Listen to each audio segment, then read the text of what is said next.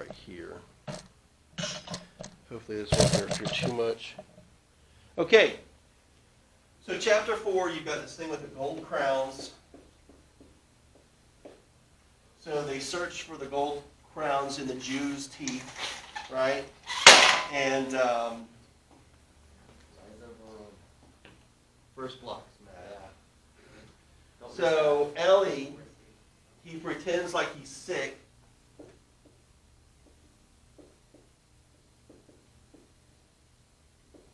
So they don't remove his crown yet.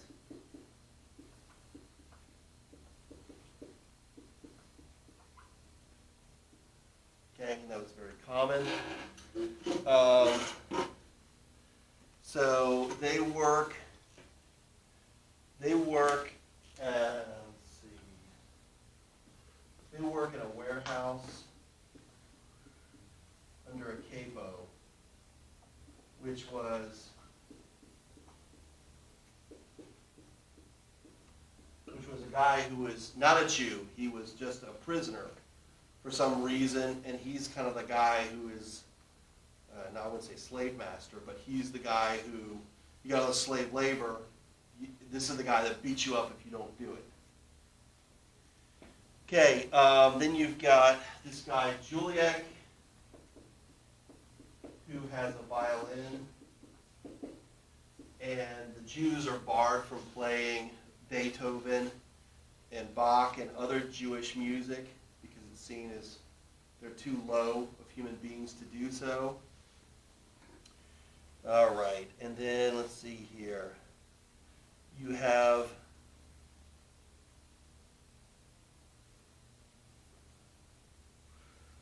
okay, yeah, they're gonna pull his teeth. They don't pull it.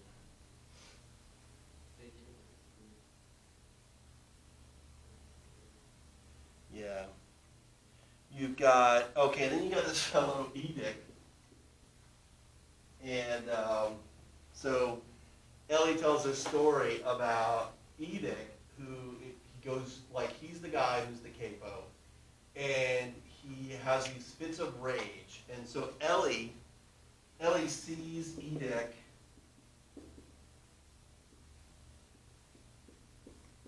You want to tell me what he's doing? Do you remember? Yeah. Okay. So he sees Edict kind of feeling up a local girl. Yeah, and so Edict beats him severely.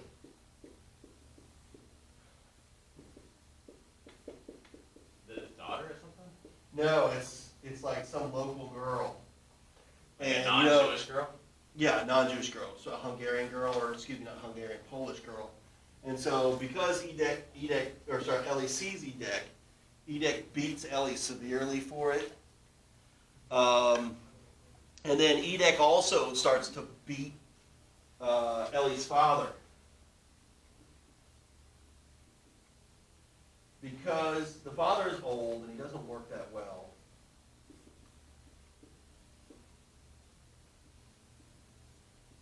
Okay.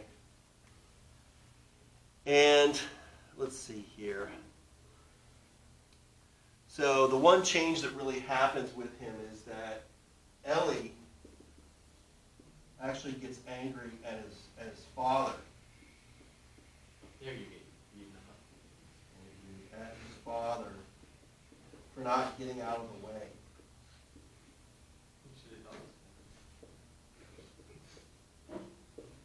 And he sees this. You'll see this in chapter 5 as well. There's a march that they have to go from one place to another, and you have a boy and his father, and the boy is like literally like, Dad, why don't you just hurry up and die? I don't want to have to like lug you around and take care of you. And so people are getting so survivalistic and so at the end of their rope that they're just kind of throwing all the rules out the door that we normally have. And so in this case, Eli as well, he kind of starts this process where Edict is beating his father, and Eli, instead of getting mad at Edict, who has all the power, he gets mad at his father because his father doesn't stay out of the way of the guy.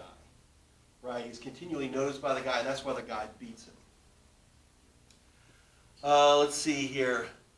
Then finally, you have Frantic.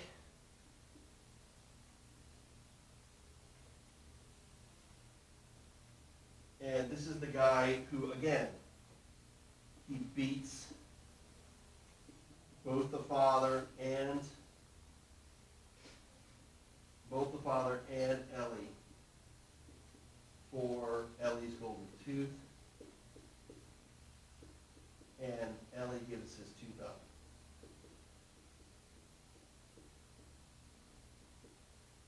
Or not his tooth, but the gold cap on his tooth up.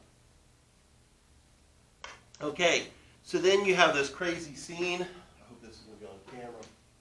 You have this crazy scene where the Americans are flying over and they're bombing the camp. And so all these guys are extremely hungry. And there's a cauldron of soup in the middle of the camp that's like steaming, and it's like just filled with soup. Right? And so the raid sirens start, and everyone runs back to their barracks. And so the Americans start to bomb the camp. And I think one lone prisoner goes out to drink from the soup, and I'm not really sure, I can't remember well. He either gets shot or he gets blown up. And so, That's some good soup.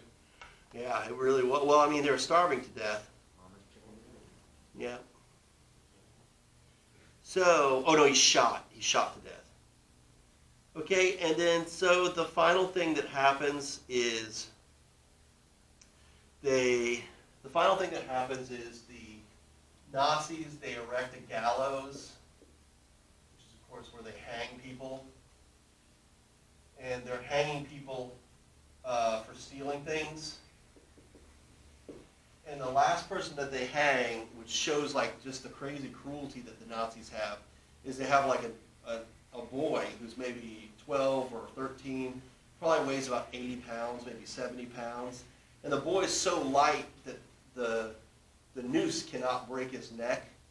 So as he's hanging there, he's literally like gasping for breath, struggling for several hours, or at least for dozens of minutes, trying to get some breath.